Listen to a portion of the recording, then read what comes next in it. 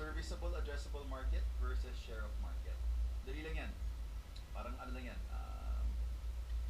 Gusto ko sabihin geography, pero hindi geography. Tawag ko sa mga drawing. When sa math, Venn diagram. tawag, if geography is a subject, in math, it is the study of shapes. Geometry! Sabi sa'yo, hindi sa geography eh. So parang geometry lang yan. So sa geometry, the circle, or statistics, TAM is the big circle. TAM is the big circle. SUM is a smaller subset of that circle, and SUM is the smallest subset of that circle. For example, TAM could be, let's say you are putting up gawin natin actual example para mas maganda. So, tour guides, diba?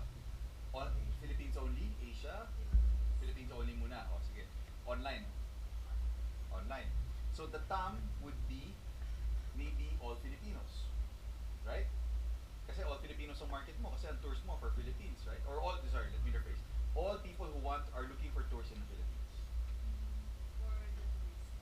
All tourists who are in the Philippines. That's the big circle. Some, since you're online, are those that are online. So all people who are looking for tours in the Philippines that are online. And then the smallest, the share of market is all tourists in the Philippines looking for tours online who you are able to get versus your competitor, whoever your competitor is. Probably it's So, okay? So, that is TAM, SUM, STOM. I'll give you an example later, para don't worry. Third slide, the value proposition slide. This is basically what you are building. Ano yung service, binibuild nyo ng product. How are you solving the problem? Diba? Nil-explain mo kanina yung problem, paano mo siya sinasolve ngayon. And, is your solution the right fit to the problem? Okay? Narinig nyo na yung kwento na NASA spent 3 years and over $2 million to try to create a ball pen that worked in outer space. And what did the Russians do? They used a pencil. That's not exactly accurate, but the learning from that story is very, very nice. Okay? Now, number 4, underlying manage. What is the technology that you're building? What is the secret sauce? Ito actually yung unfair advantage. Balikan lang natin. So yung secret sauce, unfair advantage. Ano definition of unfair advantage? Something that makes you better that cannot be easily copied or bought. Yan yung secret sauce. Okay? So bigyan tayo mga example. Tulad nung sinabi ko kanina, kunyari, tito mo si MVP. So pag nagtayo ka ng kumpanya, susuportahan ka niya, di ba? Ibibenta niya sa MVP group of companies. Yun, unfair advantage yun. Pero sige, hindi naman tayo lahat pwedeng tito si MVP. Ano mga ibang unfair advantage? Malay mo, you are working in a very niche space na wala masyadong may alam ng mga problema, pero ikaw, alam mo.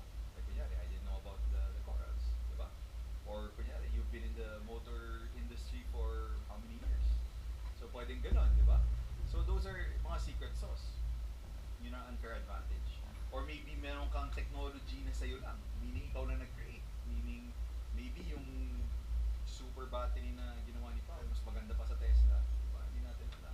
So, those are the secret sauce or unfair advantages. And lastly, if you can incorporate some magic into the startup or the business. Ano yung explain magic? Mayroon akong isang ano dyan eh. For example, magic. Have you heard of network effects? Yung tinatawag na network effects. Network effects kasi is a terminology for when more people use your product or service, the more useful it becomes. For example, sa inyo, kung dalawa lang yung tour guide nyo sa platform nyo, hindi siya useful, di ba? Pero if there's like 20,000, super useful siya. Same with yours. Also, kunyari, mas maraming mekaniko, mas maraming shops, mas nagiging useful siya. Or, mas maraming nagbibigay ng data, di ba? On the call. So, this is the network effects. If you can find a way to make the product more useful, the more people use it, the better. The best example of this, for me, is Waze. Ginagamit niyo ba Waze? Kasi ang Waze, pag ginamit mo siya ng 6 p.m., boom, pula lahat, di ba? Kasi alam mo lahat ng tao nasa traffic, pero alam mo ito traffic, di ba? So alam mo lahat. Pero pag ginamit mo yung Waze ng mga 3 a.m., 4 a.m., walang tao sa kalye, so wala ka nakikita, walang data.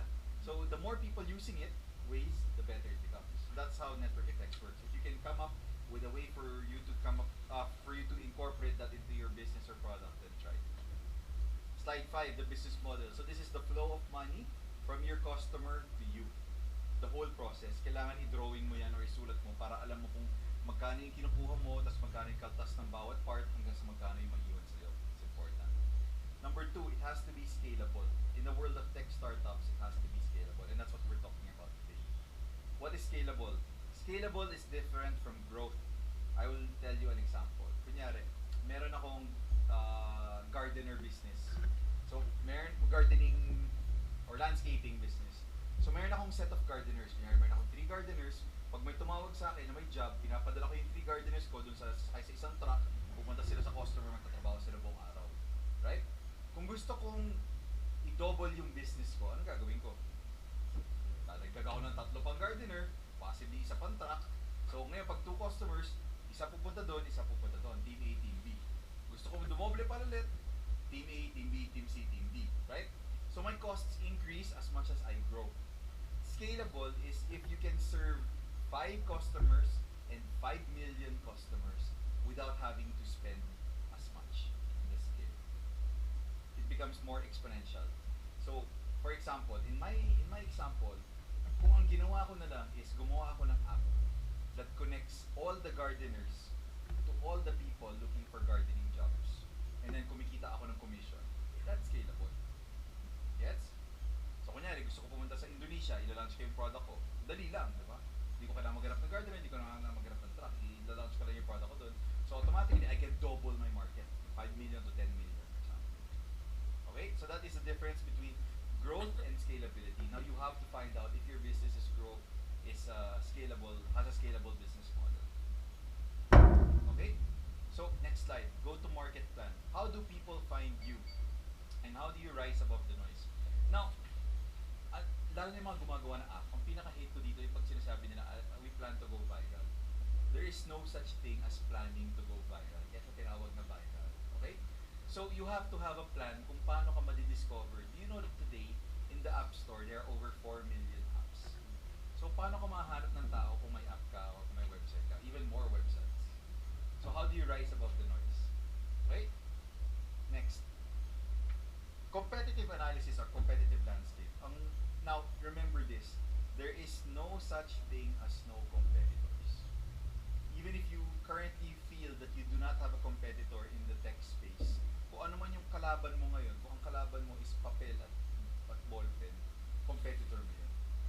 You have to state that down. Okay? There is no such thing as no competitors.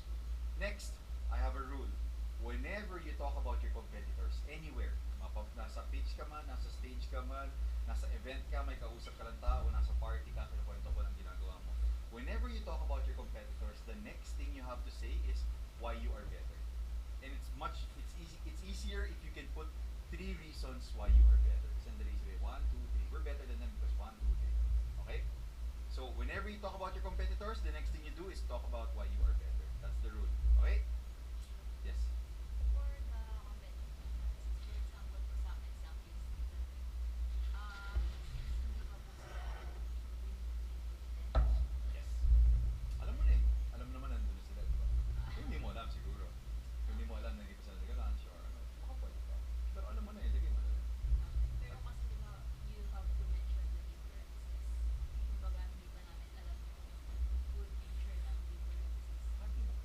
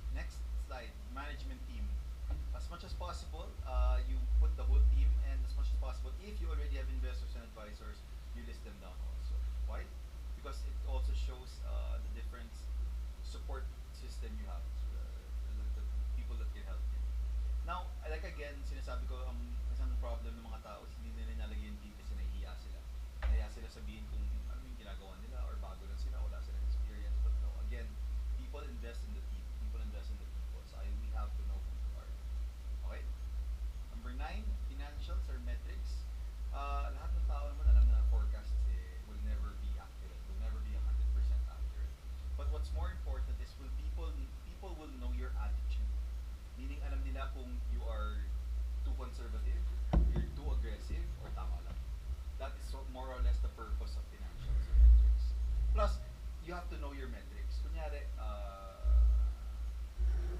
tour guides, marketplace. So probably your metrics are conversions, di ba? Parang kung kunyari, pag nag-click through ka to the site, ilan yung na-actually nag-convert into a booking. Diba? That could be a metric.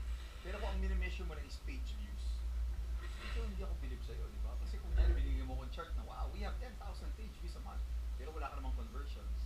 That shows me that you do not know your metrics.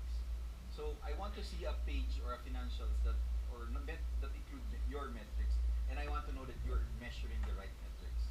Kung games ka man, probably it's downloads to again conversions or downloads to pay in-app purchases. Active users. MAU, active users, monthly active users. So, last, medyo advanced ng konti, but at least if you're already talking to someone for investment, you have to have at least minimum your income statement or your parang business plan.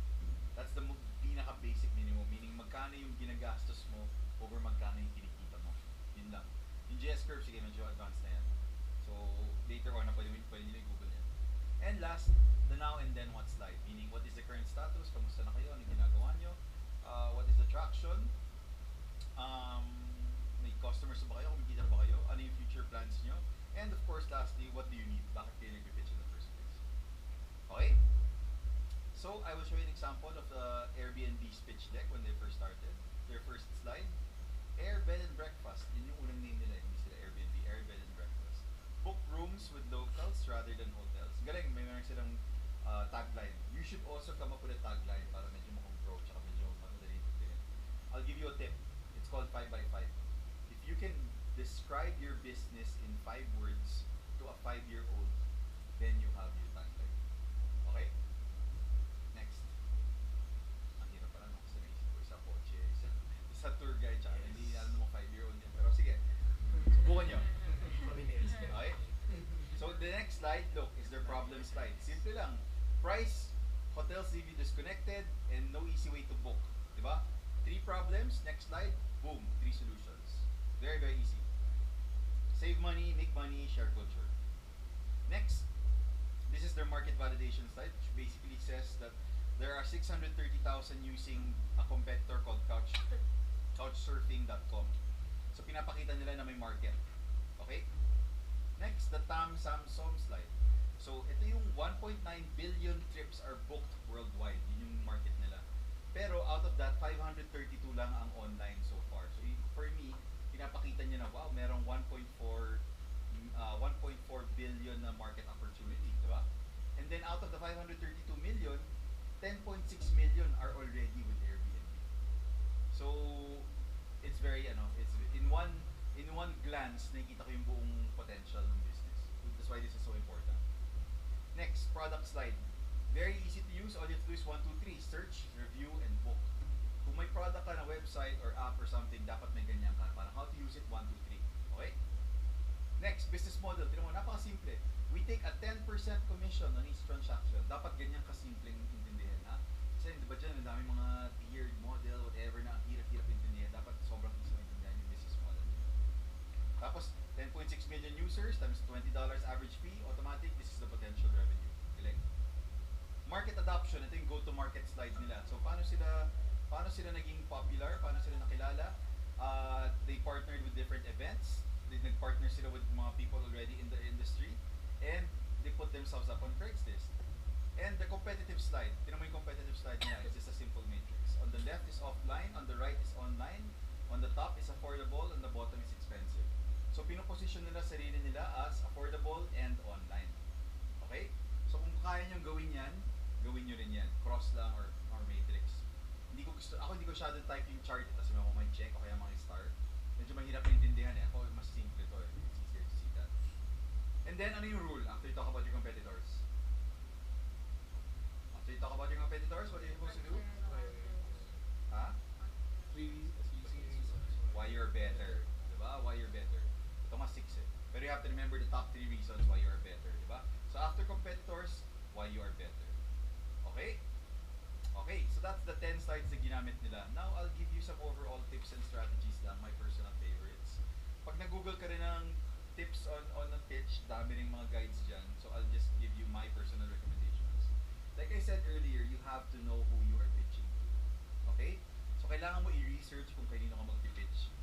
Kasi hindi natin alam, baka mamaya yung person na yun, nagpipitch ka for investment, nakapag-invest na pala siya ng something similar.